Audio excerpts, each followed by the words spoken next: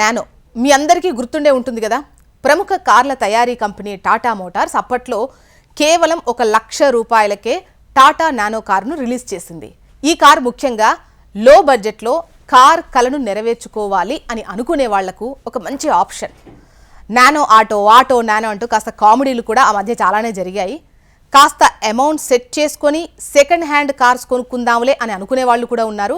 And కొంతమంది కస్టమర్ల నుంచి మంచి రెస్పాన్స్ ఉన్నప్పటికీ కార్లలో కొద్దిగా సమస్యలు వస్తుండడంతో టాటా మోటార్స్ ఆ కార్ల తయారీని అమ్మకాలను నిలిపివేసింది. కానీ ఇప్పుడు ఎలక్ట్రిక్ యుగం నడుస్తుండడంతో మళ్లీ నానో ఈవీ రూపంలో అందుబాటులోకి తెచ్చేందుకు టాటా మోటార్స్ సన్నాహాలు చేస్తోంది.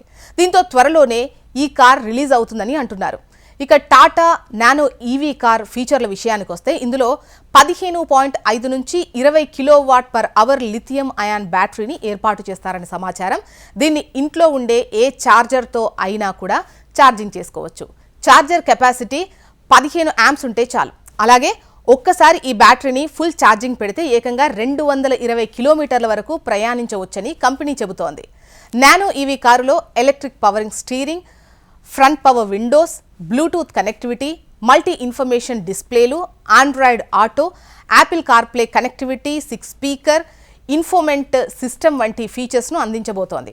ఇక టాటా నానో ఈవీ ధర వచ్చేసి 6 లక్షల వరకు ఆన్ రోడ్ ప్రైస్ ఉండే ఛాన్సెస్ ఉన్నాయి. అయితే ఈ కారు కనుక లాంచ్ అయితే అత్యంత తక్కువ ధరకు లభించే ఈవీ కార్ ఇదే అవుతుంది. మరి నానో ఈవీ ఎప్పుడు రిలీజ్ అవుతుందో చూడాలి మరి.